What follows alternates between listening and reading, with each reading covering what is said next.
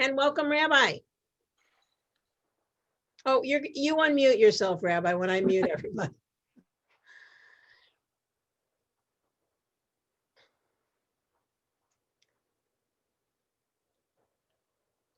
Do you hear him? Can I, yeah, Rabbi, we can't hear you. He doesn't have his video on either. We don't see him.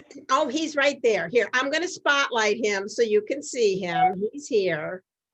There he is. Now let me see. How about now? Can you hear me now? Yes, perfect, okay. Perfect. It's a couple of new things about the computers here at work that I'm still working on myself. So let's see. So I think I'm on board here. Welcome, everybody. It's nice to see you. And we're going to be talking about To Be or Not to Be. I hope you guys had a chance to watch it. If not, certainly after the fact, it's also good to watch it. So so this movie, you know, similar to what we watched last week, right? The Great Dictator was started actually. You know, and it was in progress when the war in Europe began and continued through that first bit of the war. It by the time it was released in America, America had already entered the war. It was after December 7th, 1941. So it's actually officially released in 1942. It's directed by Ernst Lubitsch, who lived from 1892 to 1947. He was actually born to a Jewish family in Berlin. He started out as an actor. While he was in his early days as an actor, he did the books for his father's tailor business in Berlin. And so he had, in a sense, a little bit of a background in both theater and business. In 1911, he joined Max Reinhardt's German theater, which was you know, a very big deal in the early days of film, as well as on stage in Berlin. I mean, we're talking about, you know, Weimar Republic, you know, after the end of World War I. He appeared in several short films in Germany. They were largely short pastiches about Jewish life in Berlin. And then starting about 1918, he started directing movies. So starting out in silent films, he made a movie called The Eyes of the Mummy in 1918 with Pola Negri. That's one of the things that kind of really kickstarted his career. He came to Hollywood for a brief time in 1922 and then came back a little while later. He in the 1920s, he had a 6-picture deal with Warner Brothers, where he actually had a full control, which was unusual back in those days. Full editing control, complete choice of cast and crew, whoever he wanted. So he made this 6-picture deal, and then he was let go after his first 3 movies. MGM then picked up his contract for the next 3, and then he also worked at Paramount, where he made a movie called The Patriot, which was his first Oscar nomination for directing. So starting in 1928, of course, when sound movies really came into vogue, he began directing his first sound movie as a musical called The Love Parade with Maurice Chevalier and Jeanette MacDonald. So Ernst Lubitsch was so well known, excuse me, that they kind of referred to the movies that he made. They all had the Lubitsch touch. What did they mean by the Lubitsch touch? I mean, it's not necessarily a stylistic element, you know, his camera work or anything like that. It's more about the sophistication of the of the things he made. They were kind of perhaps more worldly, and maybe that's part of his coming from Europe to America. Part of a generation of of expat directors who left Germany, starting in the 1920s, but of course that picks up quite a bit in the 1930s when the Nazis come to power. But so he brings a kind of a European morality, or some would have said at the time immorality, to American movies. So he, very common for his movies to sort of treat infidelity and marriage quite lightly, right? Infidelity, suspected infidelity, right? All treated as farce. So he gets his start in Hollywood before there was a production code. I'm not sure how much you guys know about the production code, but starting in 1934, it's in place for about 35 years. There's a censorship organization within the Hollywood movie industry that kind of clamps down on this kind of immorality, as they would have talked about it, right? So in 1932, he makes what maybe sort of the first Lubitsch touch movie. It's called Trouble in Paradise. 1935, he becomes the production manager for all of Paramount, using perhaps some of his skills as a bookkeeper that he learned in his father's tailor business. And so he's really very important in film history, very important director. Other movies, you may have seen some of his movies around. He made a movie called Heaven Can Wait, which was remade by Warren Beatty. He made The Shop Around the Corner, which was remade under another name. It was called Sleepless in Seattle. So he made the movie Ninotchka. So you may know some of those films that perhaps have a higher profile than the one we watched, To Be or Not to Be. One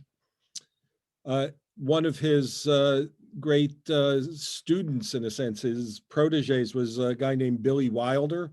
I mentioned Billy Wilder and William Weiler, I think, last week at the end of our conversation and sort of setting this up, that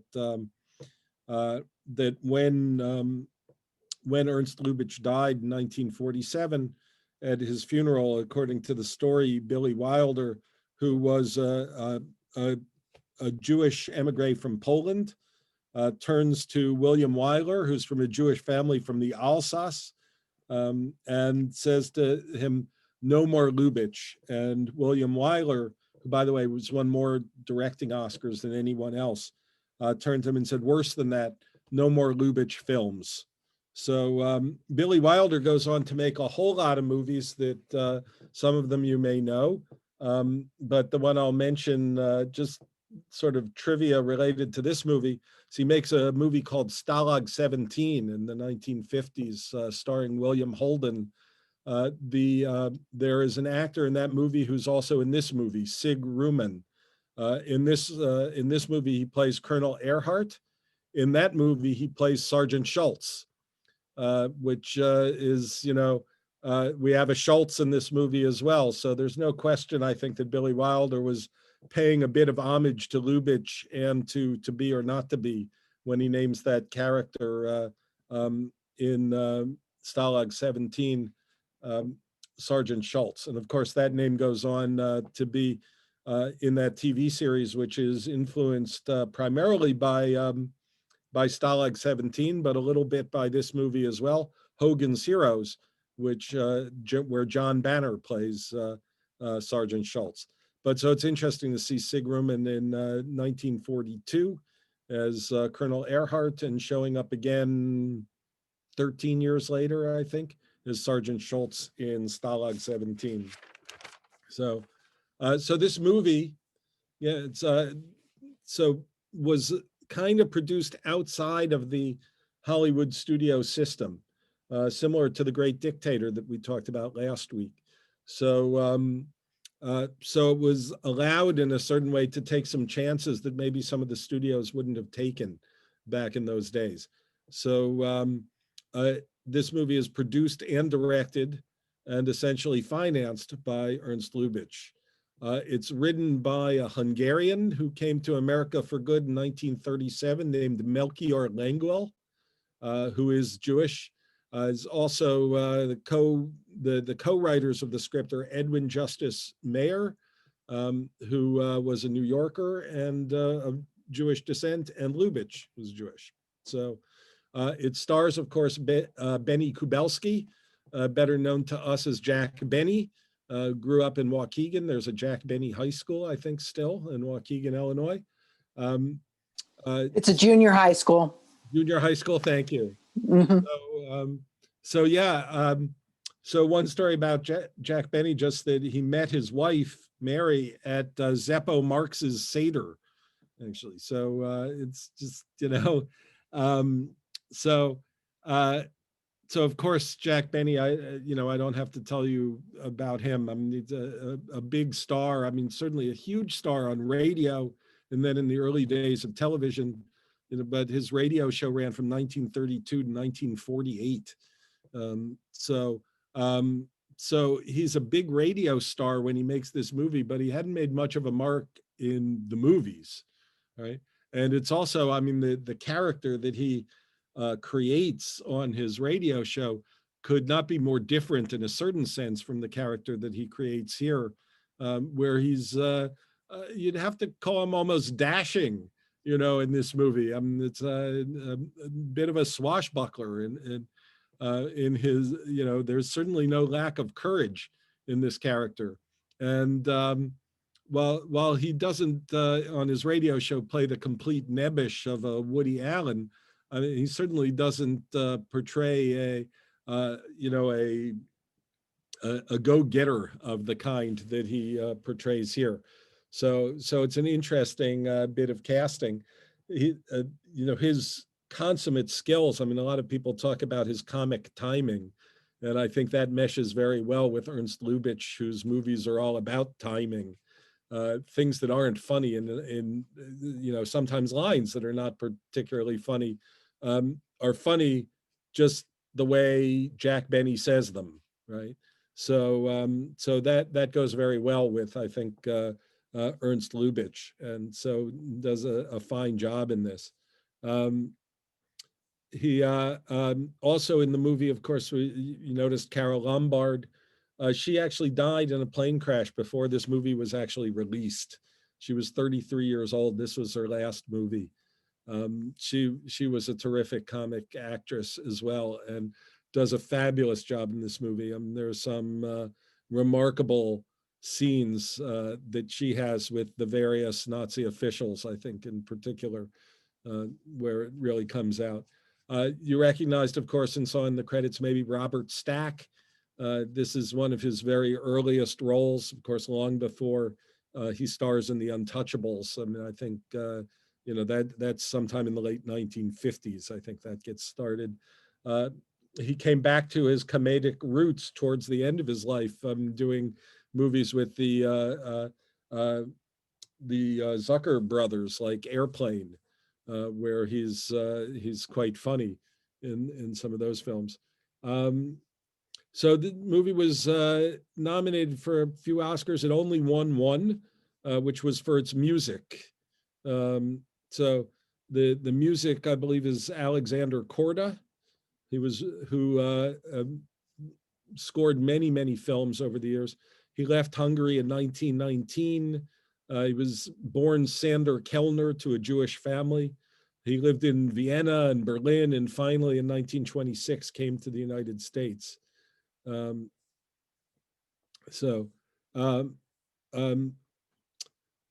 sorry. That's also that's the producer of this film, Alexander Korda. My apologies. Different character, but the story is right.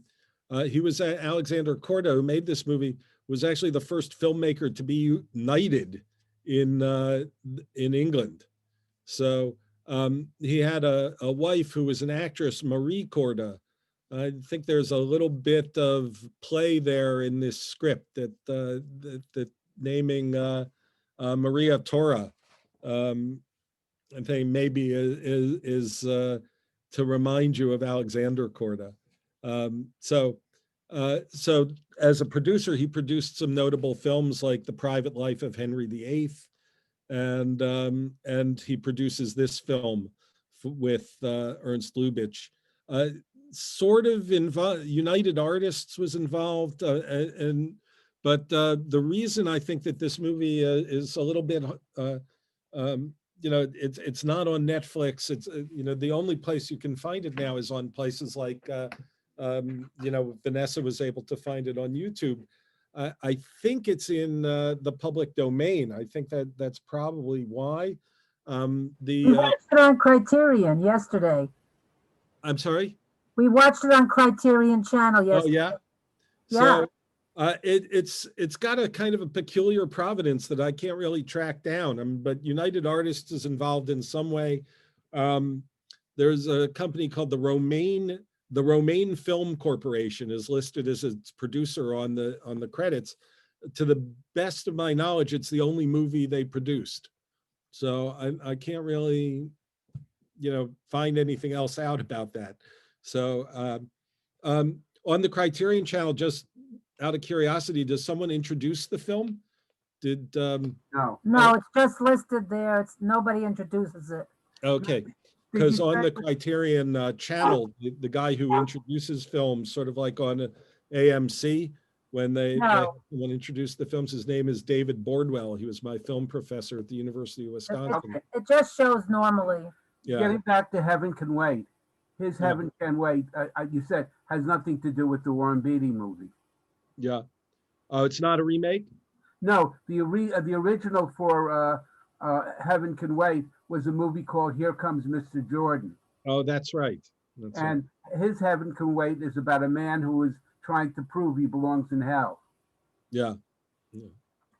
So just the title is the same. So at any rate, so we have this film.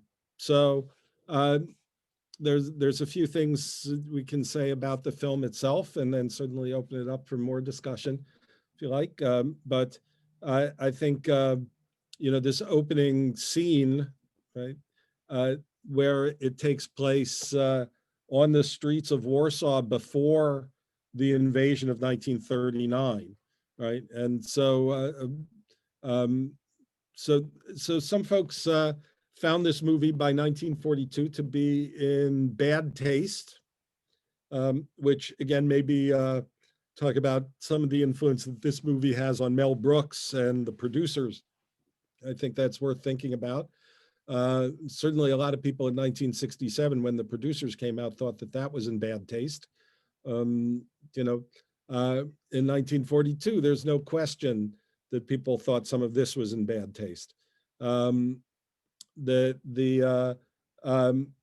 will say partly in its defense that, again, similar to Charlie Chaplin's, working with incomplete information.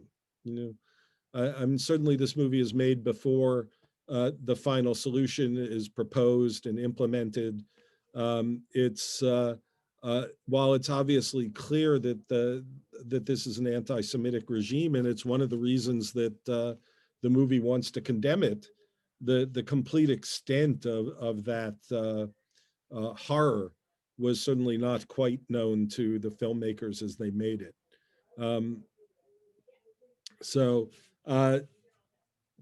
But it works in its way as getting its point across. In that early scene with a little bit of voiceover with the actor portraying Hitler. I should say the actor portraying an actor portraying Hitler. Walking around in Warsaw. We have the voiceover where he talks about Hitler stopping in front of the delicatessen. Is he hungry? Well, sometimes he swallows whole countries, right? So I think it tries to make the danger of Hitler pretty clear. So pretty early on, we're introduced to the Torah acting company. So they are rehearsing a satiric play, so a play within the movie about the satirizing Hitler and the leaders of Germany, right?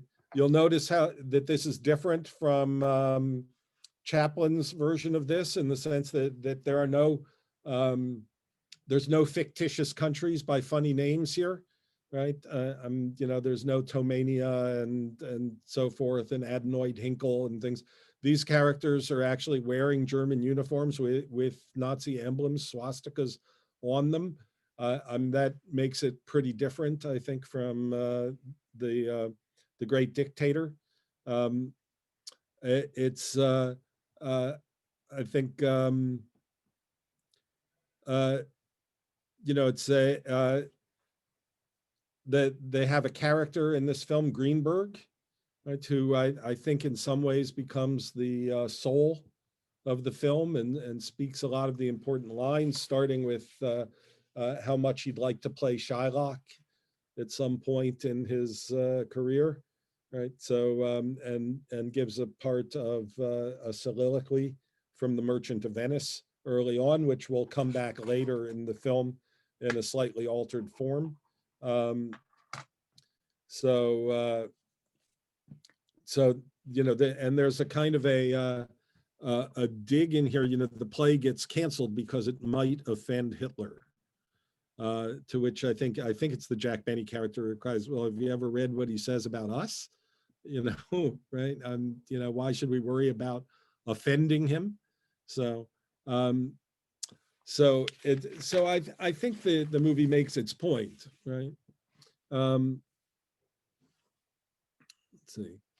It's some of the stuff that I think is sort of quintessential Lubitsch is these sort of moments where the characters are talking to each other, but they're really talking to us in a way too. So there's just these sorts of wonderful moments. There's a moment that Carol Lombard plays movie when she's told that Professor Seletsky is dead. And at first she thinks that means that her husband is dead, right? Because he's been imitating Professor Seletsky. So you see on her face the look of horror and mourning when she hears that her husband is dead. But then when she realizes that they've found the actual Professor Seletsky and it's not her husband, it's a whole different facial expression. She's become an actress acting like she's mourning. And I think that's an extraordinary, right? That's the subtlety of Carol Lombard, the subtlety of the film, the performance. It's really, I think that's one of the moments that's very, very much a Lubitsch kind of moment. There are these moments where she's got a scene, I think it's with Colonel Earhart, where, or it might be with the real Professor Seletsky, where it's very clear that he's talking to her, but she's talking to us, right? So that's again, I think a very sort of Lubitsch sort of point. I'm pretty sure it's Colonel Earhart talking to her about how sometimes, we're talking about Nazis, we're just human beings. He says, sometimes very human, right? And she looks at him, but she's speaking to us when she says, I'm convinced of that, right? About which is really about sort of the hypocrisy of the regime, right? So there's some wonderful music in the movie, timed perfectly with Jack Benny and his first and second takes.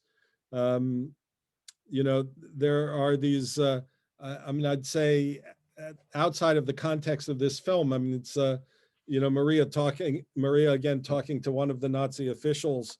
And he talks about having a blitzkrieg on her, and she says, I prefer a slow encirclement. It's these double entendres in a sense. very much a part of Lubitsch's work. So, there's a moment where Jack Benny's character, it's right after war has been declared, right? Or right after the invasion of Poland, Germany's invasion of Poland. He walks into the dressing room where they're talking about that, and he says, it's a conspiracy, it's a crime. And then, they agree with him, and he says, walking out on me a second time, right?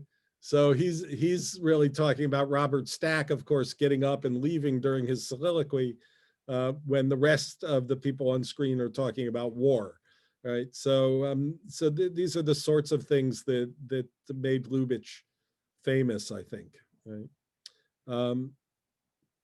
But as I said, I think Greenberg, in a sense, is kind of the conscience of the film. He refers to what's happened in Poland as a tragedy, but with no relief in sight. Responding to the fact that they've canceled the play because it would offend Hitler, but then Hitler invades Poland, he says, there was no censor to stop them, right? So, they're right, there's a censor to stop our play, but there's no censor to stop Hitler from what he does. Which clearly I think speaks to the danger of appeasement, which was becoming quite clear, of course, at this point in time. So, he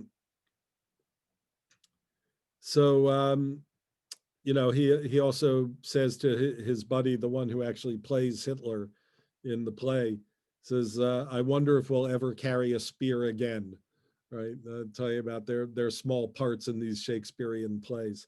So I think that he's, with not a lot of screen time, he does a lot of remarkable things with it.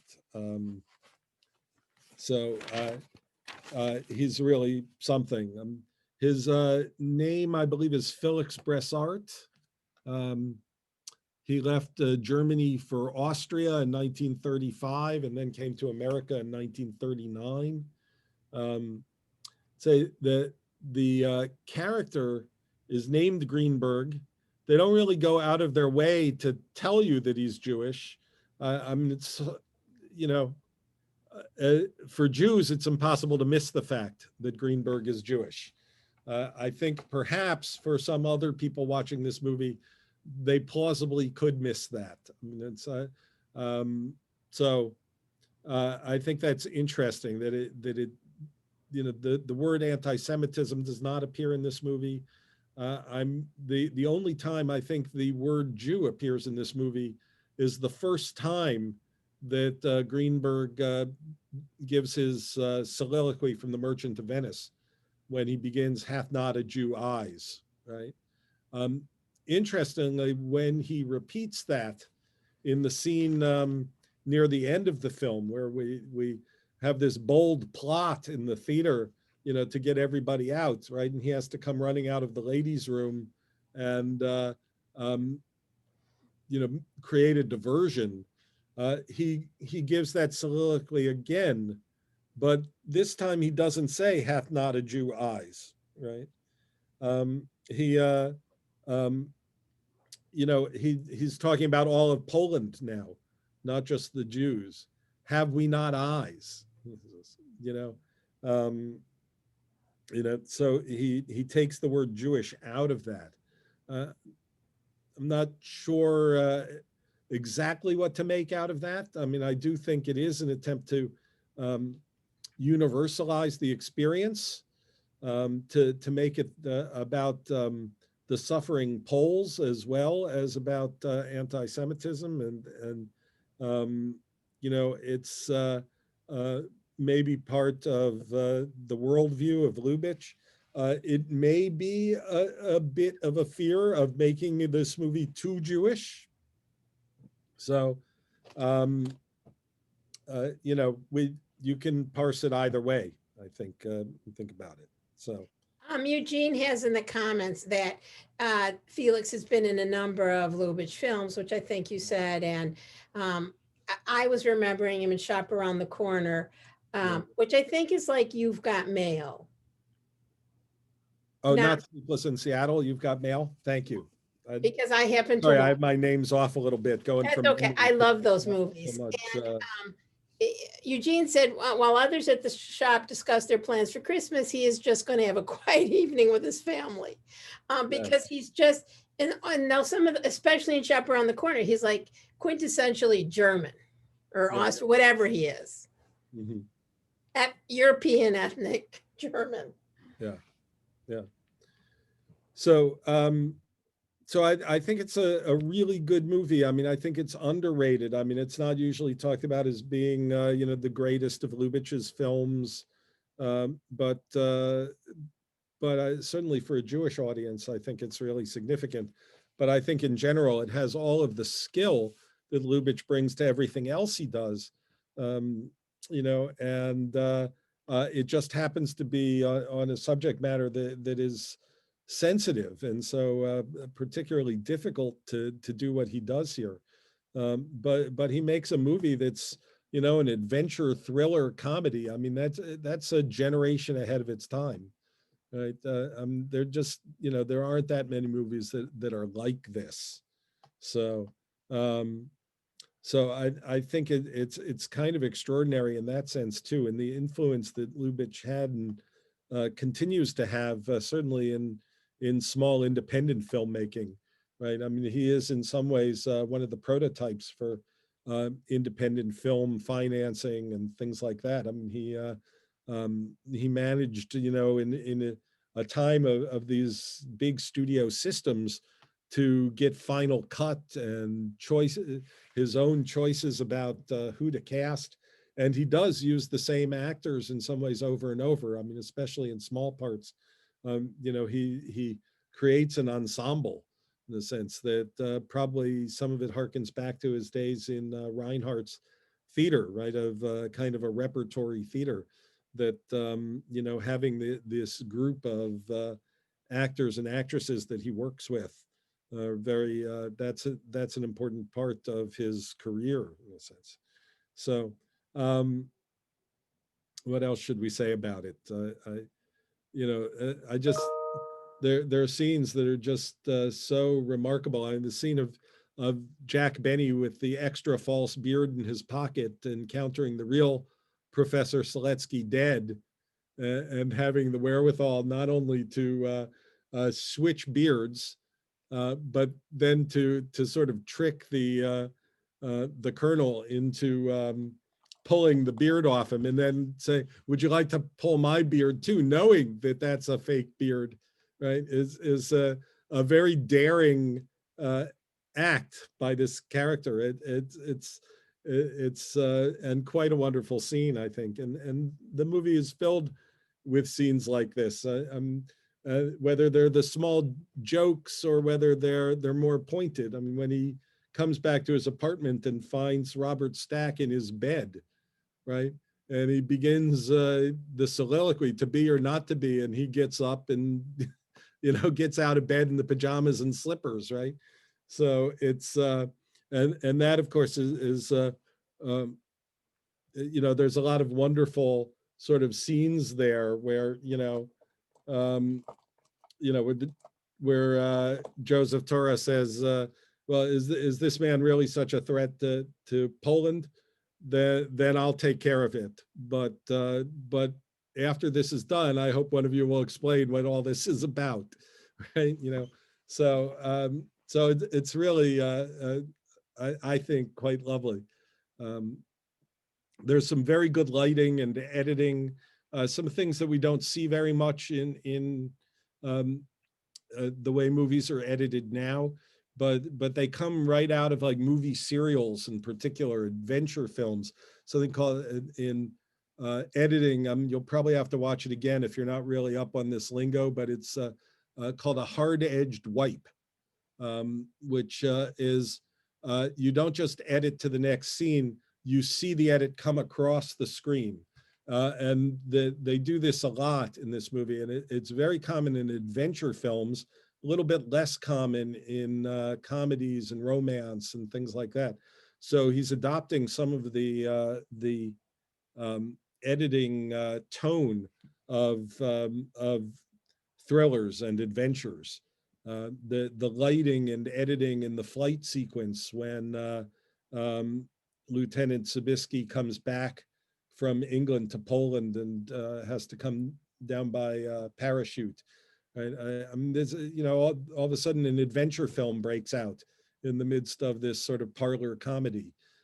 It's pretty interesting how the movie integrates all of those things together. So I find it quite a remarkable piece of work. I thought it was extremely funny funny and ironic when he tells the two German soldiers in the plane, Hitler says to exit, and they just jump out without parachutes on. Right, and again, there's a lot of wonderful things where these actors are in character and not in character, and where they reveal themselves and who they are while they're in character sometimes.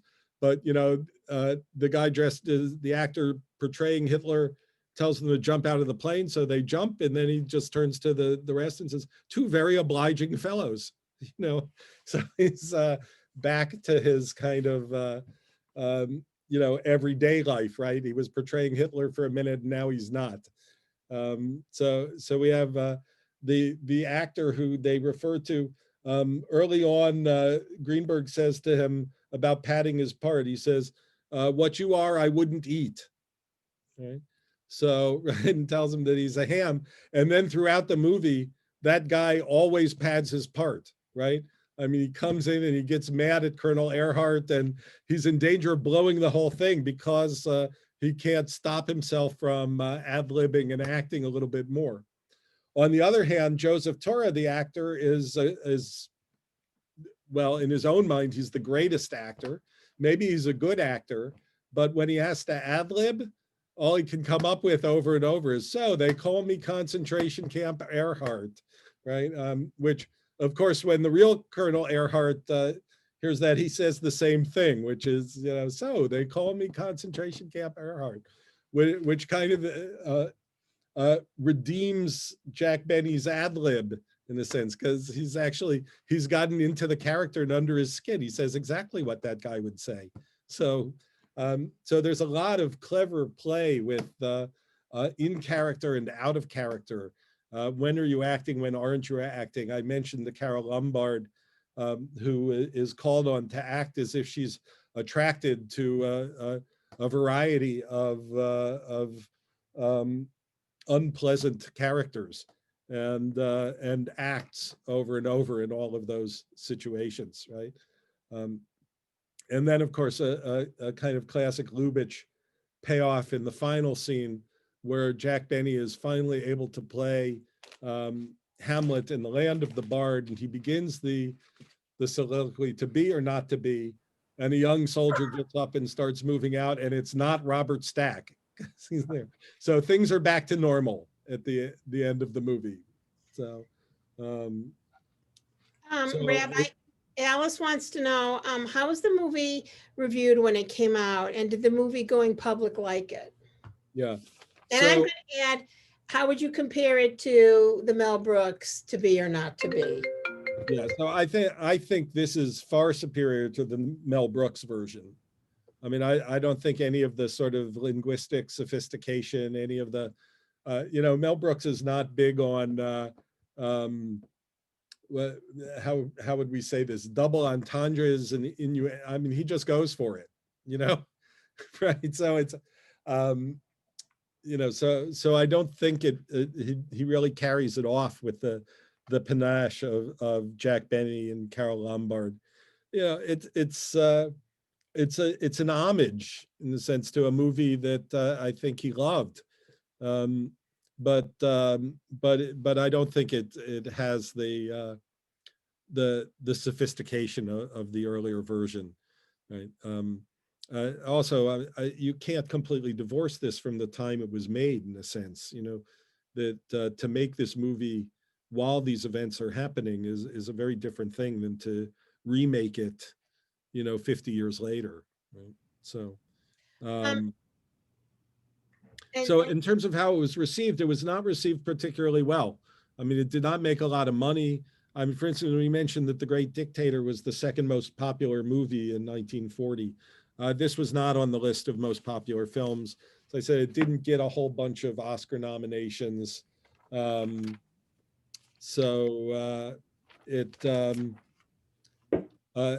believe in the New York Times, I'm trying to remember this now, but I'm pretty sure they found it in bad taste. They singled out one line, I think in particular in that review, which is, I think it's Colonel Earhart who recognizes the name of Joseph Torah. You know, I believe that's right. Professor Seletsky, as Jack Benny as Professor Seletsky talks about that great Polish actor Joseph Tora, and he says, "Yes, I've heard of him. What he does to Shakespeare, we're doing to Europe." Right, and that line was singled out in the Times review as being in particularly bad taste. So this idea of bad taste dogged this movie, I think, when it came out, and for a long time thereafter. Right? Hubie wants to know, why did Lubitsch use the hard wipe when editing? So I think, like I said, he's borrowing it from the adventure movies. Now, this was just a thing in editing that existed a lot more back in those days than it does now. I mean, now the only time you see those things now are in a very kind of self-conscious homage to movies of the 30s and 40s when it was more common.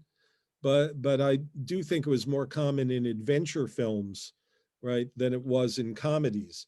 And so I think he's deliberately using that style because, and you see it mostly in this movie when it goes into those adventure kind of moments. Right? I think you see it a couple of times in the scene in the theater where Seletsky escapes into the theater and they're tracking him down and shoot him there, which by another sort of just clever of, you know, what's acting and what's not acting, what's on stage and what isn't, where does he get shot? On the stage, the curtain goes up, you know, and and the real Professor Seletsky has his death scene, right? It's very consciously created, those kinds of scenes, right? So things that are on stage and things that are not. Other thoughts, questions? Any theories about why they changed the soliloquy from at the beginning? You know, it's hath not a Jew eyes, so to have we not eyes, I think is how he says it when he's causing the diversion, right? I think that the studio heads were very sensitive to anti-Semitism, and they didn't want any mention of it. Yeah, it's possible, except the studio heads are not really involved in this movie so much, but it may have been so internalized, you know, that Lubitsch can't see saying it either at that point. Alice, you were going to say something. No, I was just going to say, I was thinking in a different light, the change that he does use the word Jew at the beginning and doesn't at the end, that maybe there was more of an awareness that the world should be seeing, you know, what's happening to the Jews. It's not just the Jews. Yeah. That, yeah, the world maybe was not, but should be more aware of what's going on. Yeah, I mean, I do think there's something about sort of universalizing it that may be part of this. Also, maybe because he himself was an immigrant, that he, you know, was seeing what was going on in the United States also, you know, Right. not just with Jews, but as being an outsider, and kind of wanted to universalize the theme. Could be. Yeah. When was the movie released? Maybe. You know, we've talked about how the folks who made these movies that we watched in 1947 and, you know, Gentleman's Agreement and Crossfire, and Chaplin. I mean, all of them fell afoul of the House Un-American Activities Committee. So Lubitsch actually didn't live long enough for that. I mean, my guess is that might have happened to him too, but he actually dies in 1947. So shortly before he died, they gave him a special Oscar for his, a lifetime achievement award, essentially. He was nominated a few times for Best Director. I don't think he won. So this was his honorary Oscar. Right? When was the movie made? So it was released in 1942. I'm not sure exactly when filming started, but I think that the war in Europe is already on when it starts, but America has not entered the war when they started making the movie. By the time it was released, America had been attacked at Pearl Harbor, and this had become a world war, not just a European war. So prior to us getting into the war, there was a Senate subcommittee investigation of Hollywood for warmongering. Yeah. And they focused mainly on the fact that the heads of the studios were Jews, and that they wanted to get into the war because of Jews in Europe. So that could have brought them. That could be. The Oh, Jewish. could have been he forgot the line. I doubt it, but Yeah. sometimes we try to find these meanings, and then we find out funny things later about the films. Right. It's also, I mean, I think if you watch those two scenes where the same actor delivers virtually the same lines twice, right? The first time it's actually done with some comic intent, right? I don't know if you remember, I mean, he's popping his peas so much that the guy he's talking to, his hair is moving, right? There's no trace of that when he's doing it as a diversion. There's again another sort of example of acting in this movie, right? In the scene where he's the diversion, he's playing this part for real, right? And when he does it with his friend, when they're both spear carriers in, I guess in Hamlet,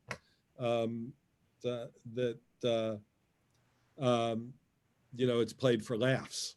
Right? Yeah, and the director says to him, "This is going to be your scene of your life," or something like that.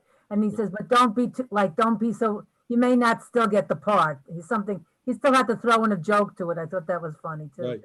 Yeah. Well, it's and that's Greenberg's line too. He's going to show up in this bunch of Nazis, and he says, "Oh, that'll get a big laugh." And the producer says, "I don't think so." And then the running around in the theater when they're killing the guy remind me of the Keystone Cops. Yeah. They're all running around, and somebody pops up and they pop down, and they, Eugene has his hand up. Yeah. I'd like to talk about Hollywood before the war and how the studios dealt with it. MGM tried to ignore it, and they didn't want, Louis B. Mayer didn't want to seem too Jewish. The Warner Brothers actually did at least push a very pro-British line. They would make films that would promote democracy, that would promote Britain. They never actually took a stand on Jewish, the persecution of the Jews, but they were definitely anti-fascist and anti-Nazi.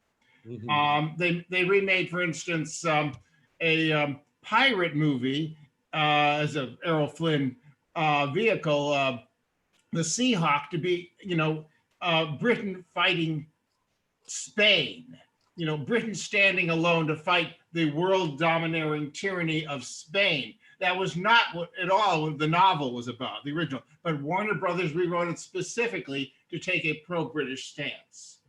By contrast, when Louis B. Mayer gets dragged into making The Mortal Storm, an anti-Nazi film, he never uses the word Jew. He uses the word, or the directors use the word non-Aryan.